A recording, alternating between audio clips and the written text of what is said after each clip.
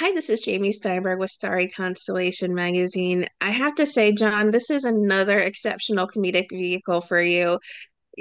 I, I, I can't keep a straight face anytime I'm watching a Jon Glazer series. What was it about the show that made you want to be a part of it? Well, it's just, there was a lot of things really. I mean, it's a fun show. 4 months in London's pretty cool. Definitely a fun part. And then I had a dog. So there was so many positives about this job, and I'm extremely thankful for that good fortune. And you can see the smile on my pillow's face just says it all.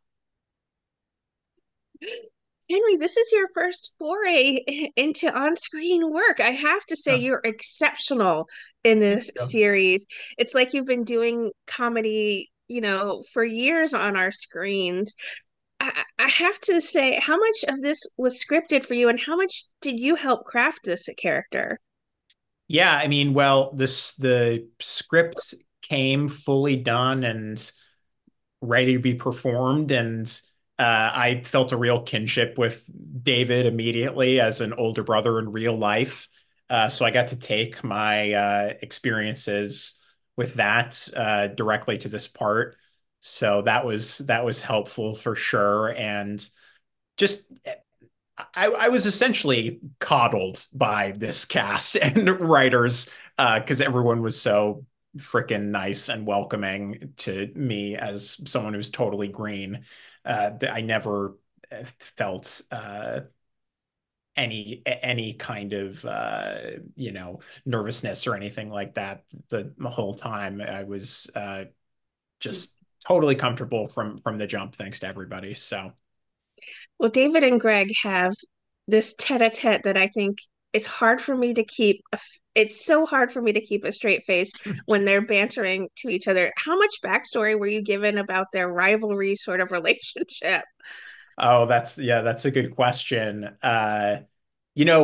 I wasn't given too much backstory just because what you see is what you get with these guys. I mean, there's not much you need to know to understand the David and Greg uh, discourse, as it were. um, they Greg is out to prank and torment David in any way he possibly can. And I mean, to be honest, David's kind of asking for it a little bit with when someone's like, "Oh yeah, David's a math teacher," and he goes, "Math professor." It's like, okay, you need to get pranked, dude, bad. So, yeah, that all made sense to me. Jon, you're so talented at improv and comedy. How much of what was there for Donnie was on the page, and how much did you add as well? The vast majority is scripted, and with a lot my experience with most of these comedy shows that at least I've been lucky to get to do is that they are pretty collaborative, and once we get a few good takes of what's on the page, they'll allow us to ad lib here and there, and this set was no different. They're obviously we've got a very, very improv capable cast, and they kind of let us ad lib here and there, and some stuff I think ends up in the show. So it's always a joy to get to do it. And I would say, but for me, probably 95% of my dialogue was ad lib, just because I'm that good. And they allowed it because they know they got a real pro. That's right. No, it was Henry, mostly, it was mostly scripted, of course, and we fucked around here and there. Henry, there's so many hysterical moments for you as well. I have to say limbo. I have to say when your dad's going like, "You're right. This isn't your first rodeo with the Mhm. ladies." There's so many hysterical moments. Were there some memorable moments you had where it was hard for you to keep a straight face while filming? I mean, too many to count, but one that comes to mind without a doubt is And I've told this story before, and I'm being sincere here. Like I can barely get through even telling the story without laughing. But there's a scene in an episode later in this, I think it's episode 8 or 9, where I'm particularly despondent, and I like kind of storm out of the house, upset with my family, and I'm walking over to my car, and John's character Donnie comes up to me and he sees that I'm distressed and he's wanting to give me like a pep talk of sorts. And I get into my car to drive away because I don't want to listen to him. And I'm putting up the window, and in order to stop the window from going up, John takes a cabbage. Yeah, he had a bucket of cabbage for some inexplicable reason, and Cauliflower, right? Yeah.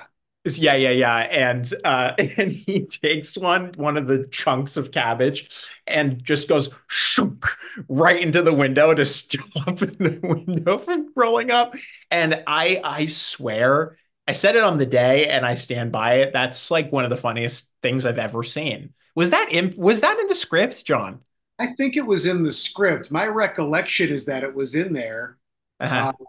But Well, yeah, you made it your own for sure. I mean, I'm in the same boat as you. I mean, I'm a Jon Glazer stan, so that was really really funny. it was That really scene. funny. Yeah, I agree. It was so like the noise it made, Oh, timing of it, like just right as the window's coming up, like it's like the perfect amount of space oh, fit in there. Just so it really was a funny moment, and it was so fun to do multiple takes of that. oh my And God. just try to get. Oh, it was really. I think it's in the penultimate episode. I remember Yeah. like we got screeners of all the episodes, and it was fun to go just see all the footage we shot and see what turned out. And that was also for me a highlight. It was such a fun moment and a fun scene. But yeah, that just the noise. Shunk. Oh, and just your like physicality, like the fact that you make that decision to do that, like, oh, I want to stop this window. I'm gonna use this cabbage. Like that's where Donnie's mind goes, is just I mean, it's unbelievably funny. It's like capital B broad. So I'm a fan of that. Pretty, yeah, it was pretty. I agree. That was fun. And then I did a scene with Dan where our characters discover a common mutual love of hacky sack, and we play hacky sack in the backyard. And I did it. I used to play a lot in college and got to show off my skills, and did nail one where I catch the hacky sack on my visor, the brim, and I couldn't even believe I did it. It was hilariously stupid, but really funny. And it was so fun to do that. I wish we had more time just to do a whole whatever. It was pretty fun. So funny. Henry, this series has such heart. There's insane amount of humor to it as well. Is that what you think is going to make it such a fast fan favorite show that everyone can either relate to it, but also find a laugh of the insanity?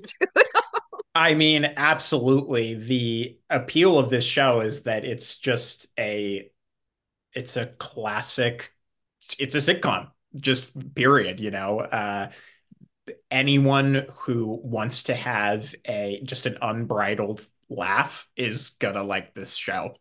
Like it's relatable if you're 5 years old or like 85 years old, honestly. Like there's something in it for everybody. And yeah, I think Dinner with the Parents is primed to be a fan favorite, that's for sure.